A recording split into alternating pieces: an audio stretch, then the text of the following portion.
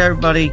A little something different here for the MMA Outsiders, which we kind of established at the end of last week's episode.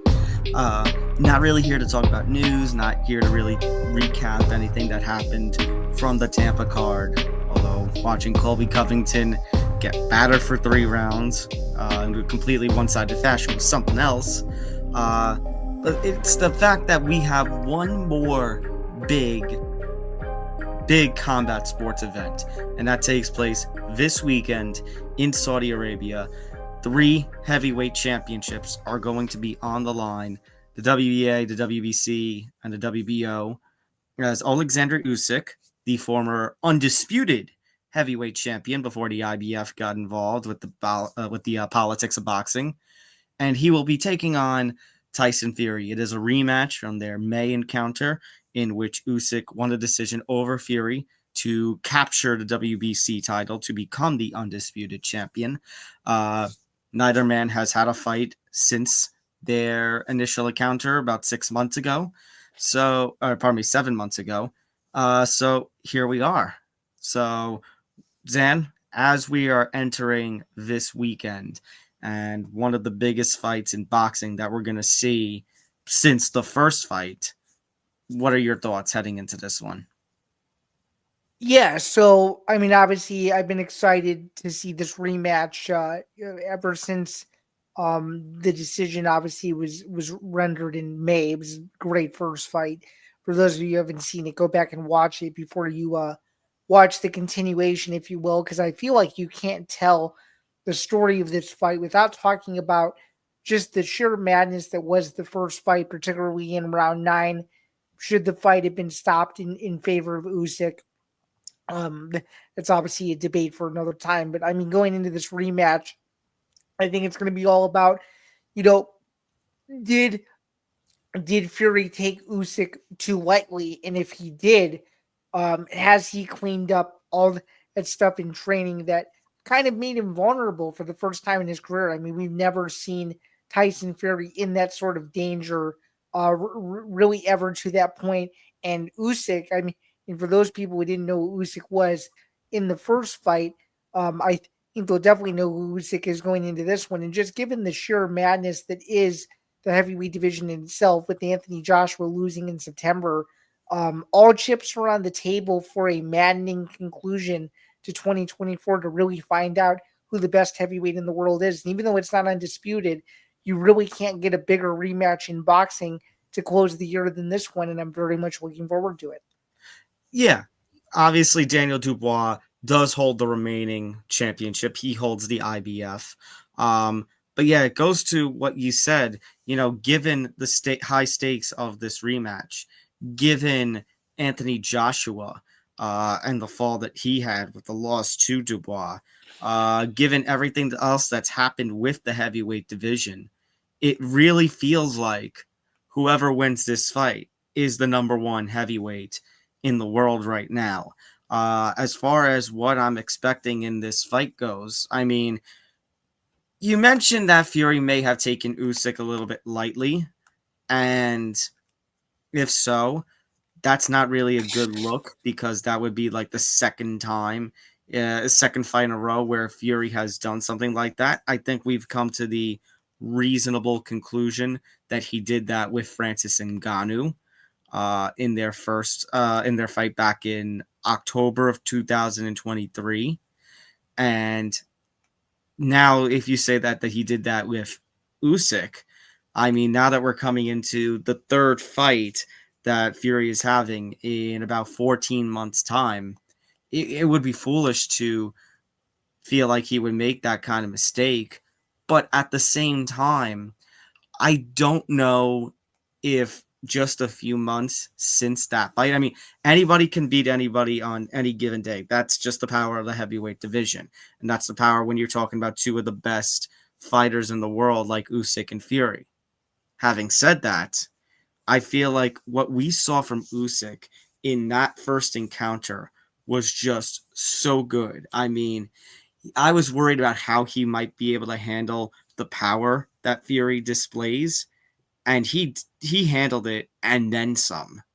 Like, he was able to outlast Fury, and he, like you said, he troubled Fury. The only other time I remember Fury being in such trouble was when Deontay Wilder got that late knockdown of him in their first fight back in December of 2018, the one where he just barely Yep, beat the yep, count. yep. It was, yeah, that's one of the most very, I guess, well remembered fights in history. Not only because of that instance, but it opened up a can of worms for a trilogy that was ultimately dominated by Fury at the time when everybody thought that Wilder was the most dangerous heavyweight in the world. You have to remember he had just fought Ortiz at that point, if I recall. He had also fought Brazil, who was supposed to be like the next guy coming up, and he destroyed him. That was at a time when everybody thought that Wilder was at the height of his powers, and I think in fights 2 and 3, Fury was able to expose that, and I'm sure you'd probably agree to a certain extent. Mm-hmm. Yeah, Absolutely. So I'm looking at this fight and I'm just thinking to myself, given the nature of it, given what we saw from the fighters the first time, I mean, I very well could see Zain, the fight playing out very similar. If I remember my first fight scorecard correctly, I think I had it somewhere in the 8-4 range. Uh, you Obviously, you have you to count. you did. I think you had it from what I recall, somewhere like, and you can correct me if I'm wrong, but somewhere between I think it was like the 90. It was like a really close scorecard, like a 98-94 score. It But was it like went it was like a 116-111 because you had to account for the knockdown or something like Yeah, that. yeah, it's right. I just remember. I just remember one point in the fight. What I was trying to allude to, like, was at one point in the fight you had Usyk 4 points ahead, and your scorecard didn't change, and obviously until the judge's decision was rendered. But yeah, you have a point. Yeah, So my point was, we saw what we saw the first time around and what Usyk could do the first time around. I don't know if I expect anything less in the second time around. I think he'll be able to handle Fury's power again. He'll be able to cut off the ring again. I think Usyk he's the speedier fighter. He's the one who can land with better accuracy. I think he's the one who can land with better strategy and use his feet better. Not to say that Fury can't, but Fury is just well known for his power. But if Usyk was able to handle that, I think when Fury's power when matched up against anybody else is problems for them. I don't think that's the case with Oleksandr Usyk. It wasn't that way the first time. I don't expect it to be in that case the second time. right. Well, I'm gonna be the first to admit that I got my pick wrong the first time. I just I pulled did it up too. for Just I pulled it up courtesy of Tapology. I had Fury by 10th round knockout. That didn't happen. Um, No. but this time I think you might think on the same wavelength. I'm gonna go a little bit more conservative and say that Usyk outlasts him over 12 and wins 2 out of the 3 judges' scorecards. There's gonna be, and I'm sure to a certain extent boxing fans out there would probably agree with this. I just have a feeling, given that it's a high You stakes. have a feeling of this happening. Exactly. It's going to be 2 out of the 3 judges' scorecards scoring it for Usyk, and an absolute abomination for Fury, or the other way around. So You have a feeling exactly, that boxing is going to get in its own way again, and we're going to get a controversial scorecard. probably. Then people are going to be clamoring for a third fight at some point in like April or May or June or something. Which Probably, kind and of ruins. then we're going to be sitting right back in this same position as to where we're sitting right this very minute, talking about these two again. So Which kind of ruins something that I was going to ask, because I was going to ask, okay, because I think you and I are thinking along the lines of the same wavelength that Usyk probably wins this fight again. I've been thinking about the knockout, but it's just like seeing Fury go down, like to see him actually go down is one of those things where it's like I don't know I can believe until I actually see with my own 2 eyes. So I'm going along your route. I'm going with another Usyk decision. If you're Usyk, we assume that with an Usyk win, then the logical fight, especially given that it's Now it's the Turkey man who's making this fight. That's Right. making these fights. It would be a undisputed championship fight between Usyk and Dubois. But if we're saying controversial decision, that's just going to ruin things. Yeah, that's going to ruin things for sure. And to even piggyback off that, it's going to give Dubois even a longer way off to where, you know how boxing is. It could give him a longer way off to the point where we're not talking about him until July or August at the rate that schedule goes. So we even though this fight is taking place December 21st, it might be a really long time before you revisit the heavyweight division, especially even though Turkey is trying to really improve the state of boxing. With all the politics still involved in it, you just never know. So Yeah, I guess not. Uh, so at this point, here we are with it. Usyk Fury 2, December 21st in Saudi Arabia. Uh, and then going from there, we'll have to see what happens at the next big boxing card, which I think is taking place in February. yeah, so well, unfortunately, although there's been mixed reports, I think I may have sent you off, but unfortunately, that February card might be taking a hit with that better be a Bivol fight, but it remains to be seen if it still remains on or if it's not, because there's been some conflicting reports ever since the Michael Benson situation, which is even a further discussion for another time. But assuming that better be a Bivol rematch goes off without a hitch, February will probably end up being the next major fight. So, Which sucks because that Bivol Beterbiev card was looking absolutely fantastic. oh, I know.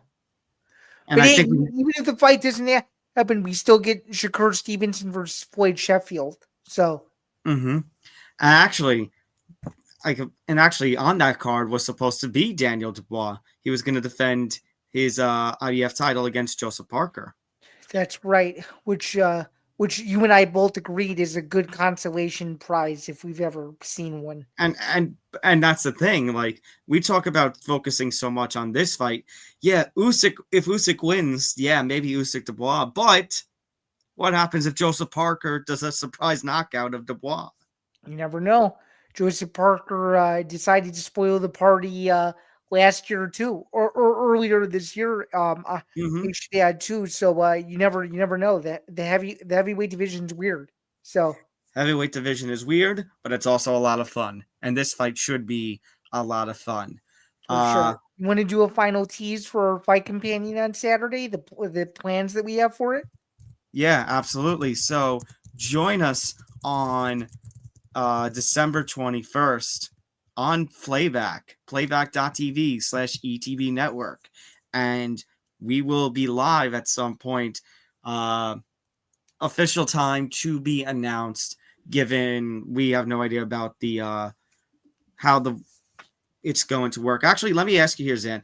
Do we have a ring walk time officially for Yeah, I've got it for you right here. It was just reported at the time that we're recording. Is the ring walk for this fight is supposed to be hang on 1 second, I got it right here. The ring walk for this fight it's supposed to be approximately 5:25 p.m. Eastern time.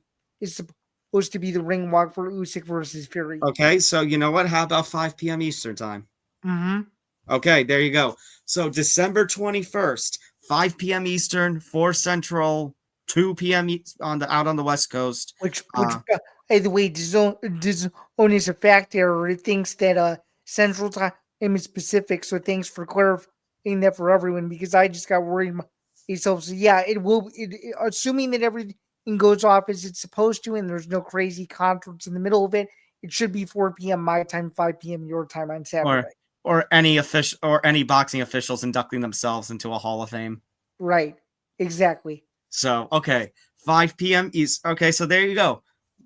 Got it done right here as everything is developing. So 5 p.m. Eastern on Saturday, we will have a fight companion playback.tv/ETV network for Oleksandr Usyk Tyson Fury 2. Should be Yeah, and fun. this is more so an early Christmas present to say thank you guys for watching all of our content this year in 2024.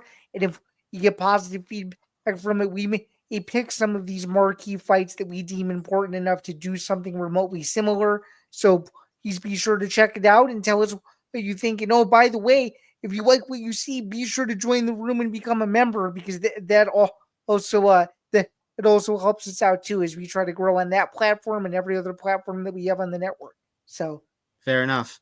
All right. That's Sam Bando. I'm Tom Albano. We'll catch you next time, everybody. Enjoy the fight this weekend. enjoy the fight.